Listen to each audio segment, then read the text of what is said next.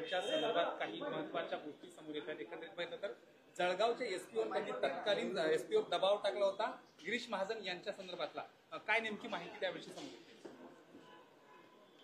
खरं म्हणजे आता सीबीआयने जी चार्जशीट दाखल केलेली आहे त्या चार्जशीटमध्ये स्पष्टपणे त्यांनी सांगितलेलं आहे कशा प्रकारे गिरीश महाजनांवर मोका लागला पाहिजे, गिरीश महाजनांवर खोट्या केसेस लागल्या पाहिजे, याकरता वारंवार गृहमंत्री म्हणून अनिल देशमुख यांनी त्या ठिकाणी दबाव टाकला आणि हे गुन्हे दाखल करायला लावले।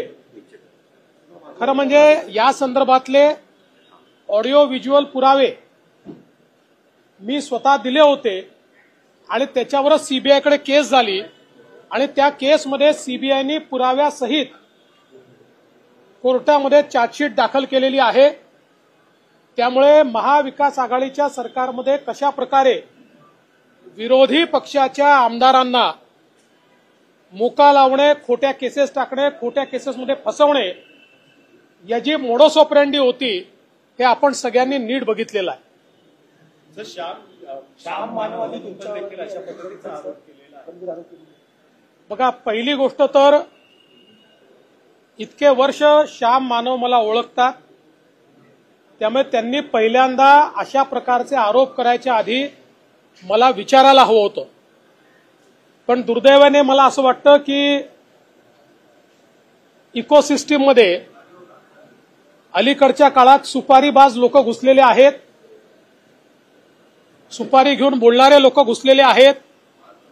दुर्दैवाने त्यांच्या नादी श्याम मानव लागले का असा प्रश्न मला पडतो। पण एक गोष्ट मला स्पष्टपणे सांगायची आहे की या ठिकाणी अनिल देशमुख यांच्यावर आरोप लागल्यानंतर आमचं सरकार नव्हतं, महाविकास आघाडीचं सरकार होतं। ती केस मुंबई हायकोर्टाच्या चीफ जस्टिस समोर लागली आणि मुंबई हायकोर्टाच्या चीफ जस्टिस यांनी अनिल देशमुख यांच्या विरुद्ध एफआयआर करायला लावला। त्यांच्याच सरकारमध्ये तो एफआयआर झाला, त्यानंतर ते जेलमध्ये गेले आणि ते आता बेलवर बाहेर आहे। ते काही सुटलेले नाही आहेत।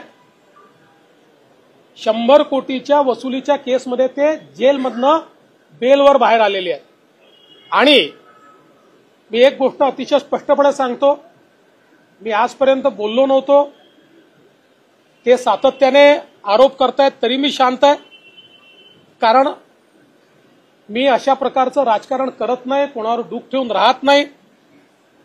पण माझा एक सिद्धांत पक्का आहे, मी कोणाच्या नादी लागत नाही, कोणी नादी लागलं तर सोडत नाही। मी आज तुम्हाला स्पष्टपणे सांगतो आणि माझं त्यांनाही सांगणं आहे, कारण त्यांच्याच पक्षाच्या लोकांनी त्या काळातल्या त्यांचे काही ऑडिओ व्हिज्युअल्स हे मला आणून दिलेले आहेत। त्यामध्ये ते उद्धव ठाकरेंबद्दल काय बोलतायत, ते पवार साहेबांबद्दल काय बोलतायत, या संपूर्ण जे आरोप आज आमच्यावर लावतायत त्या संदर्भात ते काय बोलतायत, वाझेवर ते काय बोलतायत, या सगळ्या गोष्टी आहेत। माझ्यावर वेळ आली तर मला त्या पब्लिक कराव्या लागतील। मी अशा प्रकारचं राजकारण करत नाही, पण रोज जर कोणी खोटं बोलून या ठिकाणी नरेटिव्ह सेट करण्याचा प्रयत्न करत असेल तर त्यांनी एवढं लक्षात ठेवावं, देवेंद्र फडणवीस पुराव्याशिवाय कधीच बोलत नाही। सर, कल यूनियन बजट आया, उस पर राहुल गांधी ने कहा कि ये ठाण्यामध्ये 1.5 महिना पाकिस्तानात जाऊन एक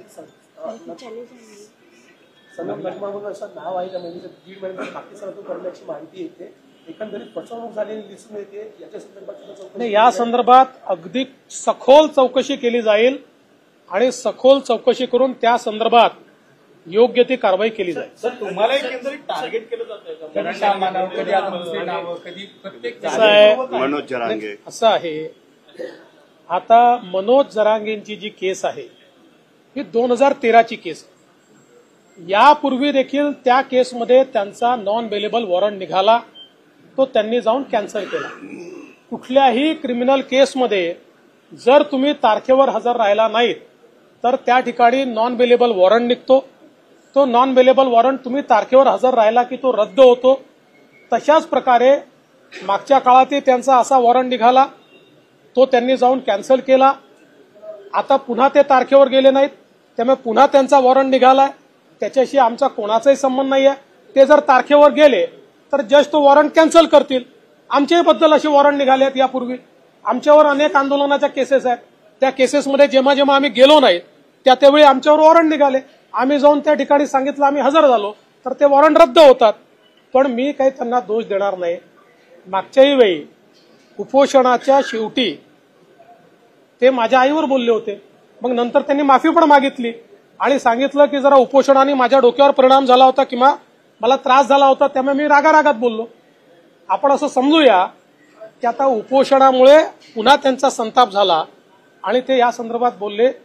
एवढंच सांगतो ही एक नॉर्मल प्रक्रिया आहे. ज्या प्रक्रियेमध्ये क्रिमिनल केसमध्ये तुम्ही जर हजर झाले नाहीत तर तुमचा नॉन बेलेबल वॉरंट निघतो. तुम्ही हजर झालात की तो वॉरंट कॅन्सल होतो. सर, कल यूनियन बजट आया. इकोसिस्टम कोण चालवतंय नेमकं? कारण सातत्याने तुम्हाला आता टार्गेट केलं जातंय. सरकार असताना फक्त देवेंद्र फडणवीस. मी तुम्हाला प्रश्न विचारतो की देवेंद्र फडणवीसला टार्गेट कोण करेल? कोणाला फायदा आहे देवेंद्र फडणवीसला टार्गेट केल्यामुळे? जसं तुम्ही म्हणालात फक्त आणि फक्त टार्गेट एकच देवेंद्र फडणवीस. ही देवेंद्र फडणवीसची जी काही शक्ती आहे, लोकांचं प्रेम आहे, हे कोणाला समजतं? हे कोणाला घातक वाटतं? देवेंद्र फडणवीसमुळे कोणाला धोका आहे हे आपल्या सगळ्यांना माहिती आहे.